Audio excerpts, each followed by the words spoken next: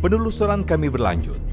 Kali ini, kami mencari informasi langsung ke lokasi kantor PT Bertiga Mitra Solusi di komplek rumah kantor Green Lake City, Blok C nomor 11, Cipondoh, Tangerang, Banten.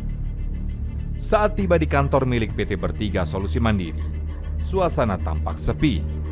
Pintu depan kantor tidak dapat dibuka sebab hanya dapat diakses menggunakan fingerprint. Bahkan dari sela-sela dinding kaca depan, tidak terlihat ada aktivitas di dalamnya, meski banyak sepeda motor terparkir di depannya. Dari beberapa orang sekitar kantor yang kami ajak bicara, umumnya memilih diam dan menyatakan tidak mengerti aktivitas di rukan nomor C11 tersebut, meski sudah bertetangga lebih dari 1 tahun. Selamat siang, perkenalkan saya Gina Vita dari TV One. Mas mau tanya, PT Bertiga Mitra Solusi itu yang mana ya? Nggak tahu, Bu. Nggak tahu? Kalau ini saya sih sempat dapat info itu di Blok C nomor 11, Cipondoh, Tangerang, Banten. Ini kan sudah di Tangerang, Banten. Blok C-nya yang mana? Nomor 11? Oh, yang ini berarti ya? Oh, Bapak sama Mas-mas ini karyawan mana? Oh, yang C12? Iya. C12 itu sama kayak yang C11 bukan? Oh, beda. Oh, beda. Ini ternyata mau masuk ke dalam harus menggunakan akses tersendiri ya, ternyata. Kalau saya ngelihat dari luar, di dalam sih tidak ada orang sama sekali. Ini bagian resepsionisnya. Memang kalau kita ngelihat di bagian resepsionisnya ada tulisan di sana Mitra Solusi ya. Tapi saya tidak melihat ada orang sama sekali di sini. Pak, permisi. Selamat siang. Ganggu lagi, Pak. Hah? Bapak karyawan sini, Pak? Ah, bukan. Sebelah mana? Bapak kantornya di mana? Situ sebelahnya tadi. Sebelah tadi itu yang mana, Pak? C12 saya. Oh, C12. Kalau C12 itu kantor apa memangnya, Pak? Hah? Kopi, bergerak bidang kopi. Bergerak di bidang kopi? Iya. Tadi soalnya sempat tim saya kan, dan saya ngeliat Bapak itu kok di depan C11. Terus ketika kami datang kok langsung bergeser, kenapa, Pak? C12 saya. Oh, Pak, tapi yang kantor C11 itu, Bapak sudah tahu? Lama, Pak? Bapak udah berapa lama kerja di kantor sebelahnya yang di C12 tadi, Pak? Ada sih 2 tahun. 2 tahun ada. Nah, sama 2 tahun itu kantor yang C11, yang Bertiga Mitra Solusi juga sudah ada, Pak? Ada, udah lama. Oh, sudah lama. Tapi karyawannya ada? Ada. Ada. Banyak, Pak? Wah, Berapa orang, Pak? nggak tahu, maksudnya Kira-kira. bukan karyawan di situ. Kira-kira aktivitasnya tuh sama kayak tadi ini? Atau biasanya rame juga? Amin. Oke. Ya kan? Oke, Pak. Terima kasih banyak ya, Pak. Siapa, Pak? Tadi namanya? Sarno. Pak Sarno. Oke, terima kasih banyak Pak Sarno ya. Kami menemukan beberapa kejanggalan terkait dengan pengadaan ini, terutama di dalam proses perencanaan. Kalau seandainya kita coba lihat lebih dalam, Sekjen DPR atau panitia pengadaan di dalam DPR itu memasukkan informasi mengenai rencana umum pengadaannya di dalam situsnya LKPP. Ini ya Mas ya? Iya, benar. Oke, saya boleh lihat ya Mas ya? Iya. Oke. Itu di tanggal 12 November 2021. Oke. Lalu kemudian kami coba menelusuri lebih dalam bagaimana kemudian perusahaan yang memenangkan pengadaan gorden ini, yaitu PT BMS. Kecurigaan kami itu muncul ketika PT BMS pada tanggal 10 Desember 2021 itu menambahkan izin teknis perusahaan tersebut yang tadinya tidak ada izin untuk dekorasi interior menjadi ada.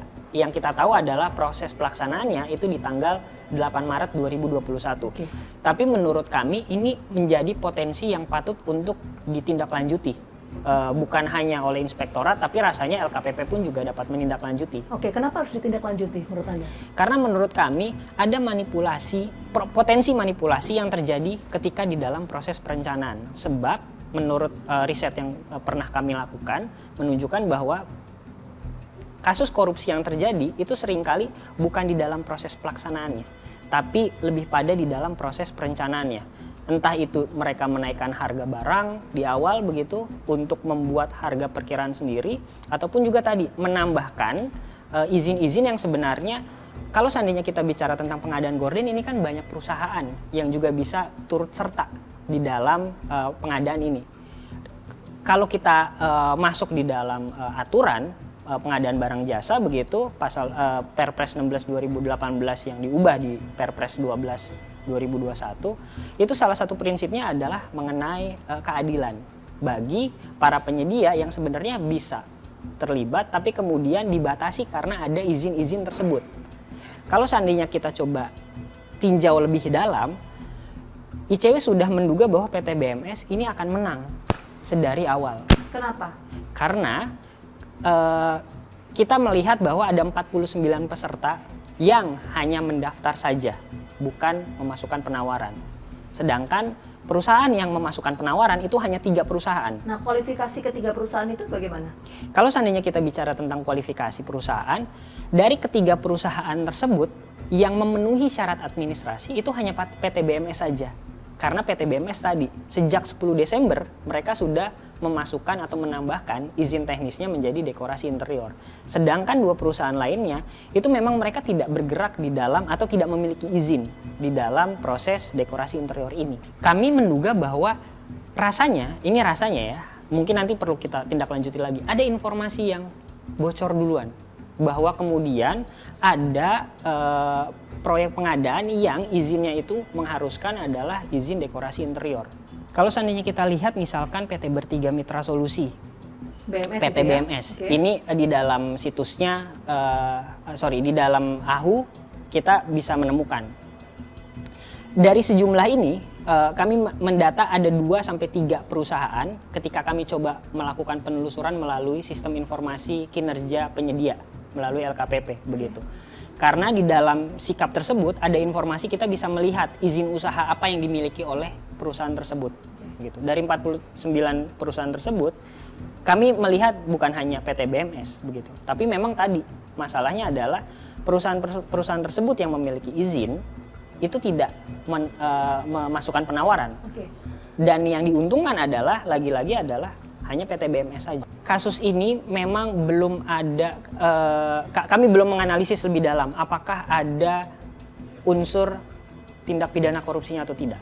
Tapi di dalam konteks kecurangan pengadaan potensinya sangat besar, begitu. Bagaimana kemudian panitia pengadaan mencoba untuk memasukkan izin teknis yang sebenarnya itu tidak diperlukan, begitu. Karena itu yang tadi saya bilang, itu bisa dilakukan oleh perusahaan manapun selama mereka memiliki pengalaman.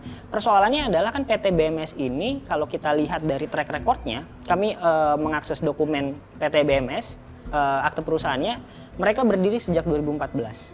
Sejak dari 2014 hingga 2021 akhir, mereka tidak memiliki pengalaman sama sekali untuk melakukan dekorasi interior, khususnya pengadaan gorden. Baru di tahun 2020 lah mereka dimenangkan. 2022 maksud saya. Oh, ya, baru dimenangkan. 2021 kan diubah izinnya itu. Diubah kan? izinnya, Ditambahkan. gitu. Benar, ditambahkan. Okay. Nah, oleh sebab itu kami menduga selain dari proses perencanaannya ini bermasalah dan cenderung berpotensi manipulasi, kami juga melihat pemenang perusahaan tersebut pun juga tidak memiliki kapasitas dan kapabilitas untuk menyediakan barang yang dimaksud, begitu. Okay. Selain itu juga terakhir kita melihat bahwa ada harga yang terlampau sangat besar yang disusun oleh panitia pengadaan. Basisnya apa gitu? Karena kan kami tidak pernah, bukan hanya ICW maksud saya, publik pun juga tidak pernah diberikan informasi yang cukup detail di dalam rencana umum pengadaan. Panitia pengadaan di DPR itu tidak pernah menginformasikan secara rinci sebenarnya berapa banyak titik-titik pemasangan gorden di dalam rumah jabatan dan ada berapa banyak rumah yang perlu dibutuhkan untuk dipasang. Kami mencoba masuk lagi ke dalam sistem informasi rencana umum pengadaan yang dimiliki oleh LKPP. Di dalam salah satu informasinya tertuang volume pekerjaan. Di dalam volume pekerjaan ini itu tidak ada informasi rinci, yang ada hanya satu paket saja. Ini satu paket maksudnya apa? Gitu. Kan jadi volume pekerjaan ini maksudnya berapa rumah sih yang kemudian membutuhkan gorden ini gitu ya? Benar. Berapa rumah yang membutuhkan dan berapa titik? Kalau tidak salah kemarin Pak Johan Budi bilang ada 11 titik pemasangan di dalam rumah jabatan tersebut. Tapi di sini tidak ada informasinya begitu. Di sini ada sejumlah informasi mengenai rumah jabatan, baik itu pemeliharaan hingga tadi yang saya sampaikan, pengadaan kelengkapan sarana ruang tamu rumah jabatan. Nah, yang kami soroti adalah yang terkait dengan pengadaan kelengkapan sarana ruang tamu begitu. Karena kalau seandainya Pak Johan kemarin bilang ada 11 titik, apakah ruang tamu tersebut menjadi salah satu titiknya yang juga dibeli untuk pengadaan gorden begitu. Dan ini kan yang tidak terjelaskan juga. Kalau seandainya kita coba masuk satu begitu ya, di dalam salah satu paket pengadaan di Kalibata begitu, rumah pengadaan kelengkapan sarana ruang tamu gitu ya? rumah jabatan anggota DPR di Kalibata, karena kan fokusnya di Kalibata begitu ya. 2016 itu. Ini 2016, paketnya sekitar pagunya sekitar 4,4 miliar, HPS-nya sekitar 4 miliar. Keterangannya tidak ada sama sekali, Mbak. Ini keterangan yang kami maksud bahwa rinciannya ini juga perlu disampaikan begitu. Transparansi itu yang maksudnya disoroti oleh ICW. Benar, salah satu tadi kalau seandainya saya bilang bahwa prinsip pengadaan selain adil, yang lainnya juga adalah transparansi dan akutabilitas. Oke, tapi ICW punya nggak sih misalnya data yang menyebutkan apakah kemudian di tahun anggaran 2015-2016 yang datanya ada di LPSE terkait dengan pengadaan misalnya untuk keperluan rumah tangga di rumah dinas anggota DPR RI memang termasuk dari pengadaan gorden itu sendiri atau enggak? Kami tidak punya datanya. Itu yang menjadi persoalan selama ini. Mengapa dorongannya adalah kontrak pengadaan dibuka? Itu sebenarnya agar publik dapat mengetahui kalau beli gorden DPR itu harganya berapa sih, kan karena selama ini yang kita pahami dan ketahui adalah hitungan kasarnya saja. Kalau seandainya kemarin bilang Pak Indra Iskandar bilang bahwa satu titik 90 jutaan begitu ya. Dan itu kan kita nggak pernah tahu spesifikasinya seperti apa, lalu kemudian bahannya bagaimana, dan itu yang sebenarnya perlu disampaikan.